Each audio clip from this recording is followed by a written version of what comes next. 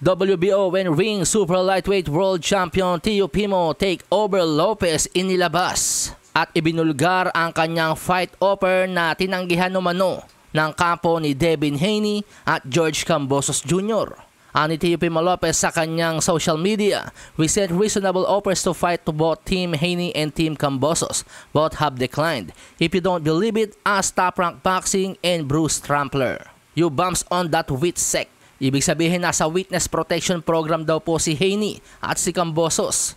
Sa mundo ng boxing po mga amigos, kapag sinabing nasa WITSEC ka o nasa Witness Protection Program ka, ay para kang boksingerong inaalagaan o iniiwas sa malalakas. Isang halimbawa nga po niyan ay si Gervonta Tank Davis kung asarin siya ng kanyang mga katunggali. Sinasabi sa kanya na nasa Mayweather Protection Program siya. Dahil sa edad nga po na 30 anyos, hindi po niya nilalabanan yung mga kampiyon sa kanyang dibisyon. Hindi pa siya naikipag-unification kahit kanino. Palaging pinipiling labanan yung mga alam niyang kayang-kaya niya. Pero hindi po natin sinasabing hindi magaling si Gervonta Tank Davis. Anyway, ani Teofimo Lopez, ang fight offer daw po sa Devin Haney fight at George Kambosos Jr. ay $2.4 million guaranteed and 55-45 split on pay-per-view shares. So hindi na rin po masama yan mga amigos, sapagkat sakaling maka 300,000 pay-per-views po yung kanilang laban, yung 45% shares po nun ay $6.7 million.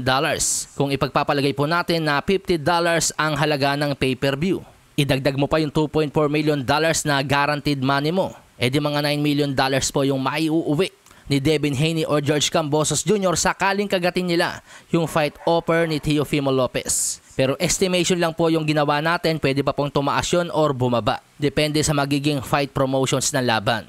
Pero imbis na palagaan ni George Kambosos, ang buwelta nga po niya kay Teofimo Lopez ay pang-Alaska. Tinawag na peke ni Kambosos si Teofimo. Paano daw po naging reasonable offer yun? Wala naman daw pong alam si Teofimo sa pay-per-views or selling tickets. Sa wedding ballrooms lang daw po lumalaban si Teofimo. At hindi daw po nire-respeto si Teofimo Lopez ng kanyang mga promoters.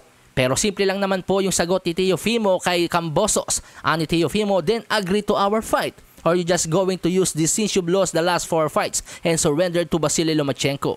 Kinampihan din si Teofimo Lopez ng ilang mga sikat na boxing vlogger sa Amerika na para bang sinasabi kay Kambosos na maliban daw po sa panalo ni Kambosos kay Teofimo Lopez, ano daw po ba yung narating o nagawa ni George Kambosos matapos ang kanyang malaking panalo kay Teofimo? Matatandaan sa huling naging 4 na laban ni George Kambosos Jr. ay puro talo ang inabot nito. Yung kaisa-isang panalo niya luto pa kontra kay Maxi Hughes.